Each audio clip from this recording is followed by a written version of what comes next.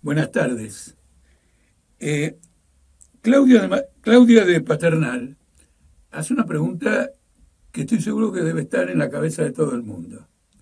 ¿Cómo es posible que con el nivel de pobreza que ha desarrollado el actual gobierno, esto lo agrego yo, de valorización salarial del 35%, incremento de la pobreza por arriba del 50%, la caída a los jubilados, los despidos, etcétera, la pregunta de ella tenga el 50 o 54% de imagen positiva o de adhesión en las encuestas? Y agrega, ¿y qué significado político tiene esto?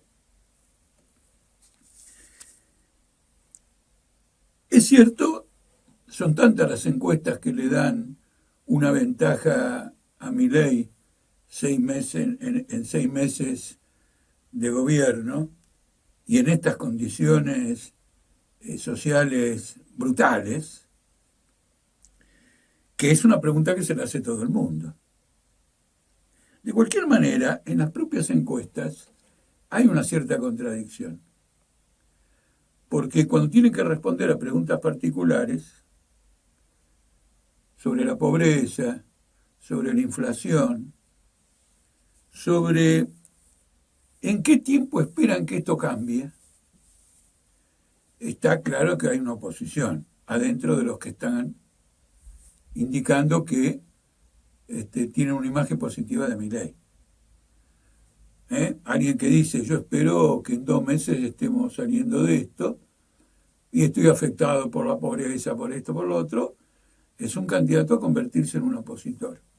Pero no quiero insistir en este aspecto. Tomemos a las encuestas como dan y marquemos lo que es el límite fundamental de ellas. Las encuestas ignoran la dinámica política. Y la dinámica política significa lo siguiente, que si el 50 o 52% tiene una imagen positiva de Milei, el otro 50 o 48% tiene una imagen absolutamente negativa. A grosso modo, así en un cálculo general, independientemente de que haya pobres y haya obreros en quienes dicen que tienen una imagen positiva de Milei, no son la representación fundamental del bloque ultraderechista.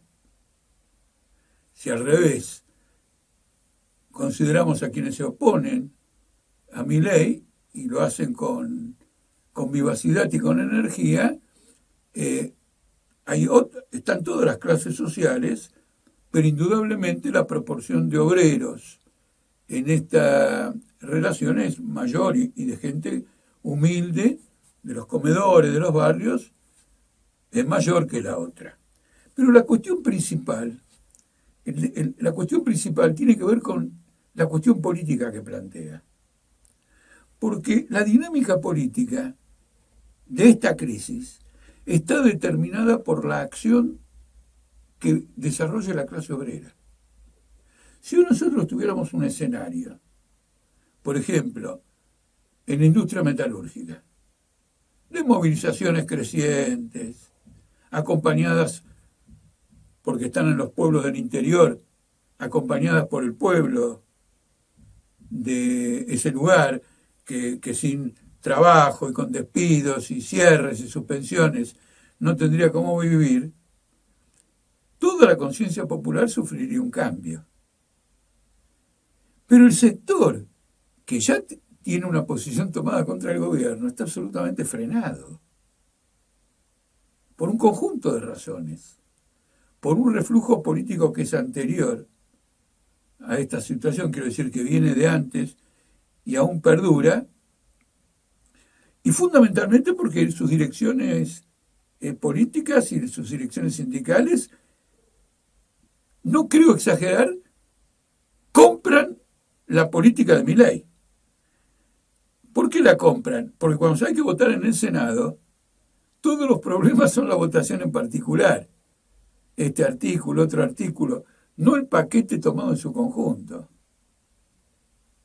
Y están haciendo todos una colaboración manifiesta con el gobierno de Milei. Entonces, las encuestas lo que están reflejando es la insuficiente dinámica política de toda la población que francamente está en una actitud opositora y que en su mayoría está constituida por la clase obrera. Ese es el límite de las encuestas. Las encuestas es una técnica que se usa en el mercado para saber, por ejemplo, cuál es el gusto del consumidor, cuáles son sus preferencias. Se usan para diversas cuestiones. Es una técnica mercantil, incluso la política, el mercado de la política. ¿Qué está ausente ahí? Está ausente el antagonismo social, la lucha de clases. En la sociedad, quien determina su evolución no es la mayoría tomada en forma abstracta.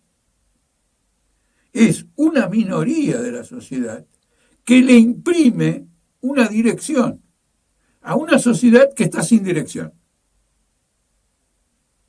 Eso ha ocurrido históricamente desde el Imperio Romano y no lo va a cambiar la inteligencia artificial. Entonces, la respuesta es clara. Acá tenemos una crisis política descomunal en lo que se llama la oposición, que en parte comprendemos perfectamente bien porque ha fracasado como gobierno de todas las maneras y está ahí mirando dónde va. Si ustedes me permiten, me extiendo un poquito. En la oposición, un hombre como Kicillof, por ejemplo, ya está abandonando las posiciones tradicionales que defendía el kirchnerismo y tiene un acercamiento hacia Milei. No un acercamiento en términos de alianza, pero sí cuando dice que tenemos que abandonar nuestra vieja política y tenemos que adaptarnos a las actuales circunstancias. ¿Qué me hace acordar esto? Me hace acordar al gobierno de Margaret Thatcher de Inglaterra, que si no es igual al de Milei, ambos se pegan en el palo. Y al gobierno de Thatcher lo sucedió lo que se llamaba la tercera alternativa, que fue Tony Blair. Y Kicillof quiere ser el Tony Blair de un fracaso de Milei, como Tony Blair lo fue. ¿Y Tony Blair quién era? Un imperialista fanático, a pesar de pertenecer al Partido Laborista, que con Aznar de España y con Bush desataron la cruenta guerra de Irak. Entonces el problema político está colocado ahí. La lucha que nosotros emprendemos como política obrera es crear un polo revolucionario que en primer lugar despierte la inquietud y ayude a entender lo que ocurre a la vanguardia de los trabajadores, entendiendo por vanguardia a los más activos de los trabajadores. Y que eso imprime una dirección y en eso están las perspectivas de la clase obrera argentina y las perspectivas de acabar con este protofascista que es Javier Milei.